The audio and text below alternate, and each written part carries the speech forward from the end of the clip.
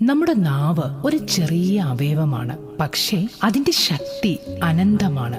പലപ്പോഴും പാപം നമ്മളിലേക്ക് വരുന്നത് നമ്മുടെ എന്തെങ്കിലും പ്രവൃത്തി കൊണ്ടോ ഒന്നുമല്ല, നമ്മുടെ നാവ് കൊണ്ടാണ്. ഒരു തെറ്റായ വാക്ക്, ഒരു അനാവശ്യ വിമർശനം, ഒരു രഹസ്യ ഗോസിപ്പ്, ഇവയൊക്കെയാണ് പരിശുദ്ധാത്മാവിനെ ദുർബലമാക്കുന്നത്.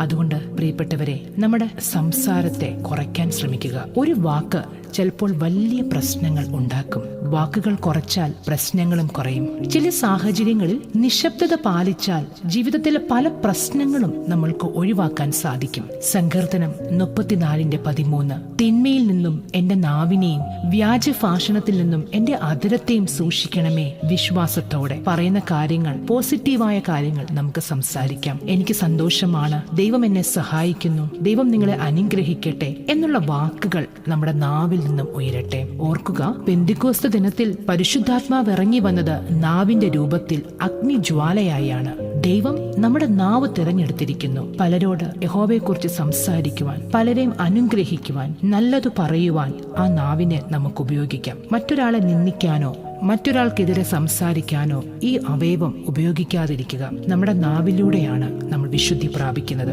അതുകൊണ്ട് ഓരോ ദിവസവും നിങ്ങൾ ആരംഭിക്കുമ്പോൾ ഈ വചനം നിങ്ങൾ ഉരുവിടുക. ഈശോയെ, നിന്റെ തിരുരക്തത്താൽ അശുദ്ധമായത് എന്റെ നാവിൽ നിന്നും പുറപ്പെടുവാൻ അനുവദിക്കരുതേ. എന്റെ നാവിനെ വിശുദ്ധീകരിക്കണമേ എന്നുള്ള പ്രാർത്ഥന എന്നും രാവിലെ നിങ്ങളുടെ അധരങ്ങളിൽ നിന്നും ഉണ്ടാകട്ടെ.